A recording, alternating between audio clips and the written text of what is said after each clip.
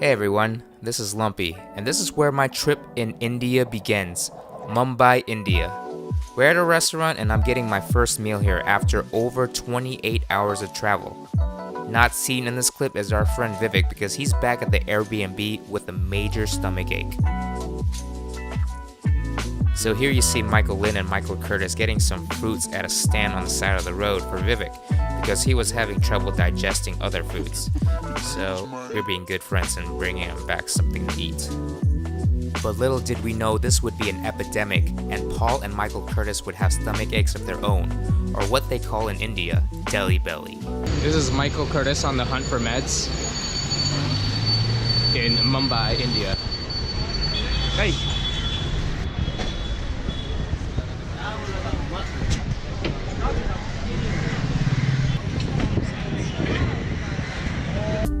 After a little bit of searching, we finally find the pharmacy.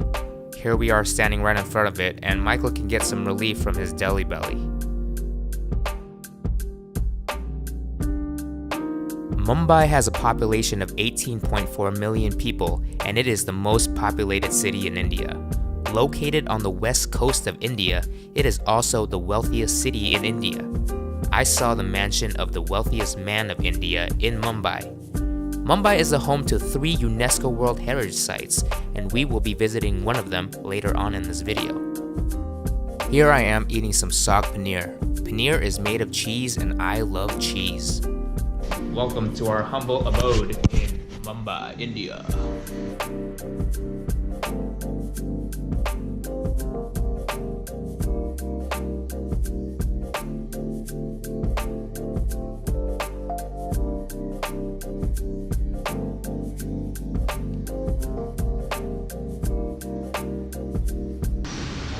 On our quest to find the first restaurant for my second day. Vivek's been here for about 3 weeks. 20 days. 20 days.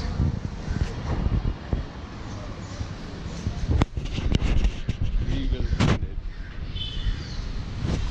On the ferry. The problem is a lot of places aren't open before 10, so then I try to find one that is open before 10. We were here on the 3rd week of March of 2019 and it was hot. Not only was it hot, it was very humid with the temperatures reaching the high 90s. I needed to take 4 showers a day just to stay cool. We were out early in the morning, but later on in the day, the streets were filled with cars, bikes, and people. I was surprised to see a lot of churches in India, but apparently there are 28 million Christians and 20 million Catholics in the country. Don't be shocked if you run into stray dogs, cats, and even cows in the streets of India. They're everywhere, and they're pretty damn cute. I found the architecture of Mumbai to be very similar to buildings in Ho Chi Minh City, Vietnam, and also other parts of Thailand. The buildings were built high with the first floor as storefronts and the upper levels where people lived. It is easy to get around by walking, but because of the heat, it tires you out very quickly. The city of Mumbai is also very large and it could take more than an hour to get from one side of the city to the other. Thankfully, transportation by cab is inexpensive if you know how to bargain. Even if you don't, you can grab an Uber, which provides very decent rates. Just to give you an idea, I took a 1-hour Uber ride from the airport to our Airbnb and it cost around only $9 US. That is cheap. After walking and searching for an hour, we finally find a restaurant. Michael Curtis was still feeling the symptoms of deli belly, so he decided to take it easy with the Indian food. The rest of us got masala omelets. Here we are at the gateway of India, about to catch a ferry on our way to the Elephanta caves. Vivek, explain what we're doing right now. We are in a ferry going to the elephant caves, and it was an adventure just to get to the ferry. But here we are. Stay tuned.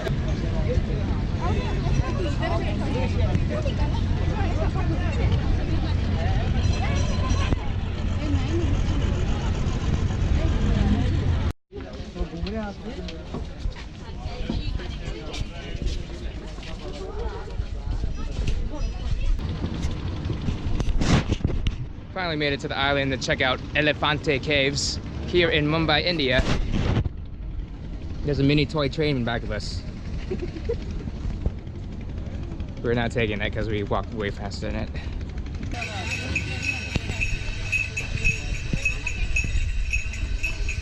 Hello, side play, side play.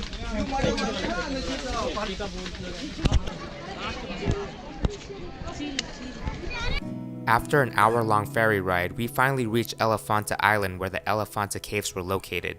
It was nice to seek some refuge in the caves since it provided cover from the sun, which was beating down on us. The Elephanta caves contain beautifully rock-cut stone sculptures that depict Hindu and Buddhist ideas and iconography. The ancient history of the island is unknown, but archaeologists have uncovered many remains that suggest that the small island had a rich cultural past.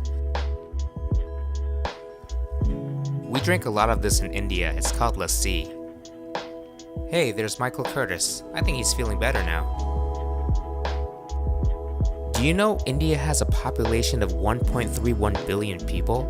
In comparison, China has 1.38 billion people, but by 2022, India should surpass China. Crazy.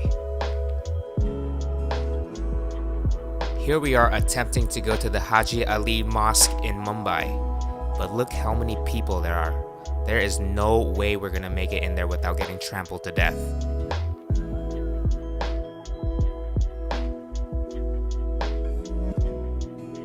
I was fortunate enough to attend my first cricket game. Cricket is the national sport of India and everybody in India is crazy about it. We got really good tickets and we got to sit next to where all the cricket players come out from their locker rooms. We were hoping to get an ice cold beer to enjoy the game like we do in the States, but they don't do it that way in India. It was completely dry and we were completely shocked.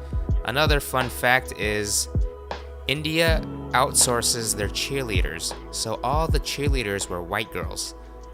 That was very strange to me. It's our last day in Mumbai, India. We're about to go on our plane to head to Goa, a beach city in the south of India. See you soon. I always thought Ho Chi Minh City was crazy populated and that it had too much of a frenetic energy for me. That was until I went to Mumbai. It's like the Wild West in the streets when it comes to driving there. I wouldn't be able to survive a day as a driver. All I could say is that the drivers in India are insanely skilled to make sense of the chaos of traffic. On my first day there, I nearly got run over 3 times and I'm not even exaggerating. The first few days, every time I was in the car, I was clenching my muscles so tightly and hanging on to dear life because I wasn't sure if the driver was trying to kill me or not. We decided to catch an Uber to our next city, but the Uber couldn't find us. So out of frustration, we canceled the Uber and took a taxi. At first, we were so happy that we had saved 200 rupees, which is the equivalent to about $3, but soon realized we made a huge mistake because the taxi had no AC and the car was tiny and we were cramped and sweating. The driver also took us on a longer route and we were stuck in the car for almost 2 hours. Anyhow, we are on our way to Goa now, which is towards the south of India and a little cute beach city. This is where I get my dose of Delhi belly, and it is not a pretty sight. So I will see you in the next city. Goodbye.